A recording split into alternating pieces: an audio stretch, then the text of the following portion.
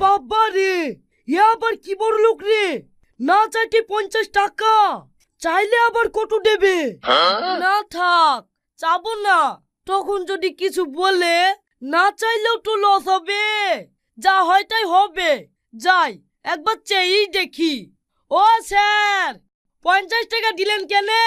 জানেন না জিএসটি বেরি ঘাট পার 100 টাকা হয়ে গেছে? ও 100 টাকা হয়ে গেছে।